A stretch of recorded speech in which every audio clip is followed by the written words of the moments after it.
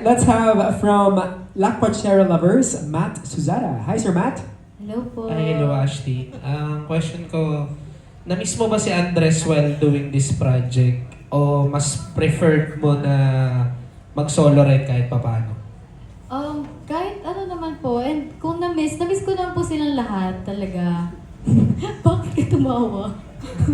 Hindi, totoo, na-miss ko po silang lahat kasi kapag po nag-shoot kami ng mutya, syempre di ba po nakapagod, puyatan.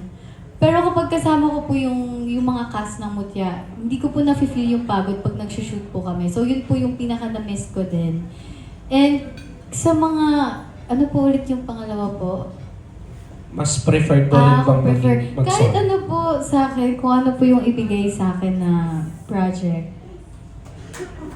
Grateful ako, tatanggapin po yun.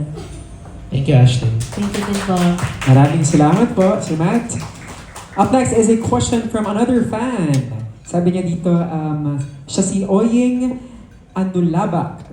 Sabi niya, Ash, being as one of the most popular and rising actresses of today, next, what are the advices that your parents have told you to overcome the pressure and of course some intrigues in the industry?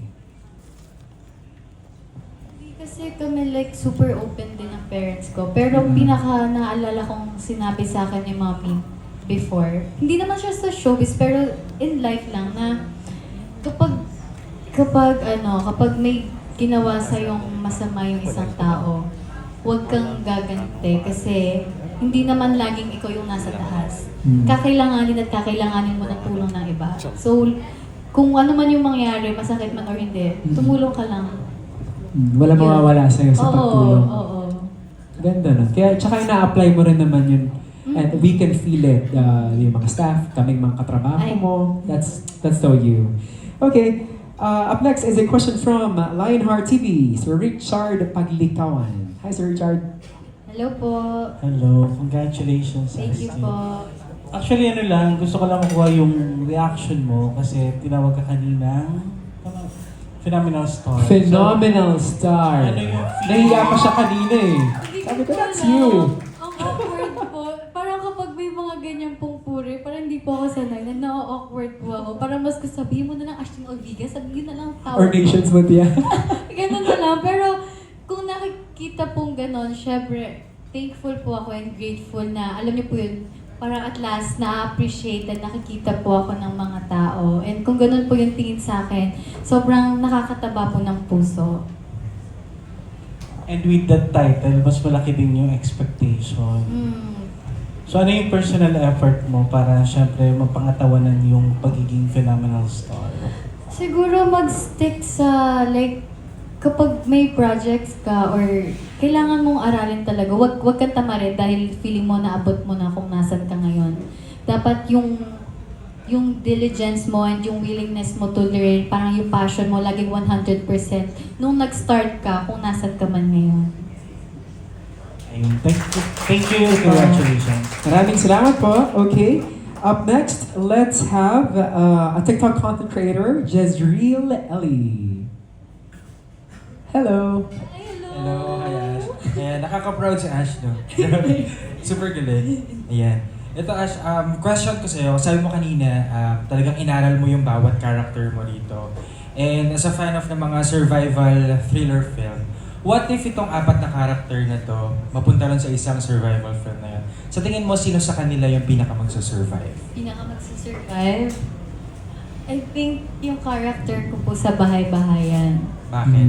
Kasi mas parang sa lahat ng character, siya yung pinaka palaban. And feeling ko yung halos lahat, feeling ko yung tatlo kasi parang iiyak lang sa gilid. Tatanggapin na lang nila. Parang yung character ko kasi dito, parang street smart siya. And siya yung parang may tapang na i-face kung ano man yung kinakaharap niya challenges ngayon. Thank you, Ash. Thank you, Congrats. Tsaka Ash, napanood ko lang itong setup natin, may purpose siya kung bakit siya nandito. Parang sino ito? Itong this one with the blood stains. Yan yung sa Balik Eskwela. Si Balik Eskwela and then the black Who's one. the boss? Okay, and then bakit may Bahay-Bahayan. Bahay-bahayan. Ito yung may melody, yung may guitar. Oh, okay. So, ito pala yung parang mga remnants of who you're gonna be. Kaya naman, eto na. Let's have another question from my fan. Sabi niya dito, si Florence Judiel Rafael. Being the nation's mutya comes with a lot of pressure to be, perfect, sabi niya. But anthologies are usually messy and emotional. Now, which character in the series felt the most unmutya-like? Like the one where you didn't care if you look pabebe or pretty on camera because the scene was just too real, too raw. Hashtag Astin with an exclamation point. Parang mas JJ kasi yung last part na sinabi niya, yung Actually, real. Mga JJ yun. Siguro yung malayo kay JJ is yung sa My Melody. Kasi siya yung parang hopeless romantic. Sa ano yun, sa My Melody. Oo, yung super girly na super fan na fan siya. Nandiyan na yung crush Paano ko. yun? Nandiyan na yung crush ko. Ulit, Papakasal na paano? kami. Yun, ganun siya. Siya yun. Oo, so online, siya yung pinakamalayo talaga din. Oh, okay. Maraming salamat, Jashi. And I hope nasagot namin yung tanong mo. Up next, let's have from Abante Tonight, Roldan Castro. Hello po. Surprise ako ah. Rise. So, Astin, ano yung pinaka-challenge mo sa apat na yan, na episodes ng yung anthology? Yung sabi ko po kanina, yung character po talaga ni Miss Rufa. Kasi, Ay, oo nga pala. oh, Sagot mo na, sorry ah, kasi na-surprise ako. Yun na lang. hindi kasi yun nga po tulad nung sabi ko. Kasi sa lahat po ng characters na to, parang hindi ako parang i-judge na, mali yung ginawa niya dito. Kasi parang ito lahat base sa akin. Kung ano yung gusto ko ipalabas, kung ano yung pagkakaintindi ko sa character, yun yung ipapakita ko. Pero dun sa character, pag spoil ko pa. Kapag yung kay Miss Rufa na po, parang may hirapan po akong ipakita. Parang, baka natatakot ako na, uy, nawala siya kay Miss Rufa doon Parang naging character niya yun Doon po ako pinaka na-challenge and parang ang daming beses ko po tinatanong si Direk na, Direk, paano po ba ito, Direk RC? Tama po ba yung ginawa ko? Sabi niya, siguro mas nag-struggle po talaga kami na mahanap yung Rufa may po sa akin. Pero sino pa yung artist na sana makasama ko sa ganitong project? Ala, nasagot ko na din po yan kanina. Ayan na nga eh. Si Miss Barbie Fortesa Kaya po. na, bawi na lang ako. There we go. Thank you po. And alam mo, hindi ka naman sisisaw with Barbie Fortesa kasi she is such a versatile actress as well. Parang Tsaka ikaw lang din siya. Nakasama ko siya dati. Nung When was this? nag-extra ako. Sa Rita Negrita. Oh. Kaya sobrang na-amaze ako na, di ba makaka-work mo siya? Tsaka malay mo, magkaroon ka ng project with full circle moment para sa'yo, di ba? Tsaka malakas ka mag-manifest eh. Tsaka feeling ko kasi ang dami ko din matututunan sa kanya kasi bukod sa personality niya Oh. talaga, na-amaze talaga ako kung paano siya umarte. Plus her wisdom. Yes. Di ba? There you go. Maraming salamat po. Up next, let's have from My Movie World, Bernard Santos. Hello po. Hi, Ashtin. Hello po. For this anthology so since nakita na namin yung teaser ng anthology, no? If possible, magkakaroon ng season 2 yung anthology mo. At ikaw yung bibigyan ng pagkakataon na mag-create ng kung tungkol saan yung gagawin. Ano yung mga gusto pang gawin na series for the anthology? Genres po. Yeah, or any story that you would like to do personally. Siguro, bukod sa family drama din, which is meron na din pala dyan, siguro yung about sa friendship naman. Kasi parang bukod sa mutya po, pinaka na-enjoy ko po talaga gawin. Nag-enjoy ako nung shoot po namin yung Sunny. Eto na Yung siya. kasama ko po sila Heaven, sila Bea. Yes. Parang na-miss ko pong gumawa ng gano'n na parang about friendship lang na kayong mga babae yung sama-sama nagtutulungan. And then Yun po. if ever bibigyan ka ng chance na makapili ng mga stars sa Viva na gusto mong makasama pa sa next season ng anthology mo, sino-sino yung mga yun? Hello, hirap. Yes! Si girl. Yung mga kasama ko din sa mutya kung pwede lang po no. Pero bukod sa syempre gusto ko po sila makasama yan. Sila AJ, sila Kurt, kasi pili ko tatawag sila Sarah, why not? Lalayo pa ba tayo? Si CJ. Game ako dyan, Ash. Nag-acting nga po kami kanina eh. Anong story if ever? Story?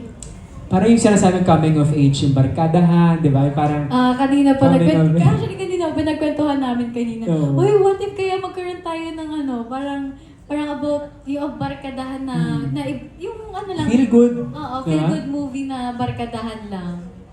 Alam mo yung Reply 1988? Ganun. You watched it? Yeah. Thank you, congrats. Thank you din po. Maraming salamat po, sir.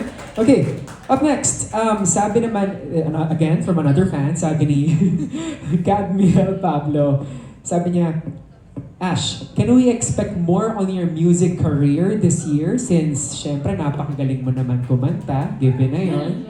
Ano yung next sa music scene for Ashton Olviga? Actually, ngayon hindi ko pa masabi. Pero let's pray and hope na meron. Pero meron yan. Parang gagamitin yung, Yung sa panaginip na lang. yeah. Sa movie ni nila Ate Kim. Yes. Oo, Yes, tingnan support natin. natin sila Ate Kim and si Kuya Jen. Kaya, mali natin magkaroon ka ng another original song soon, di ba? Manifesting that to happen for you. Ashi, okay naman, let's proceed. We are down to our last media person. Let's have from Manila Bulletin, Robert Recantina. Hi Ashley, nandito Hello ako sa po. Dunkin Donuts.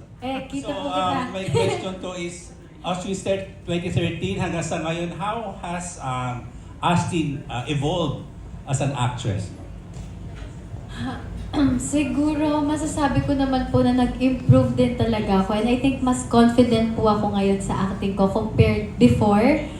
And siguro, masasabi ko lang na kapag may mga ganyan po, kapag may mga projects po ako or may mga heavy scenes, before, natatakot ako and ang daming doubts po sa utak ko. Pero ngayon, mas na-excite ako and mas challenge ko yung sarili ko kung hanggang saan ba yung kaya ko ipakita. Okay, so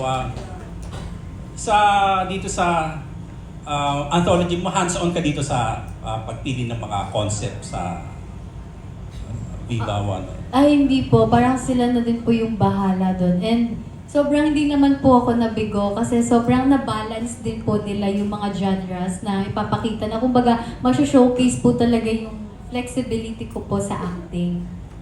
Congratulations. Salamat po. Maraming salamat. And you know what? Add ko lang, di ba last na naman person si Sir. Lahat sila dito, nakita yung growth mo talaga. From, when you were starting, to figuring it out where you're gonna go next, to now, na meron ka ng sarili mong originals, which is this anthology called Ashton. Di ba? Guys, palapakalan natin. Amen! Di ba? I'm sure your family, your fans, all of the people that love you are so proud of where you are at the moment. Kaya naman, guys, that's it. That's a wrap for our question and answer portion. Now is the best time to ready your cameras para sa ating photo opportunity.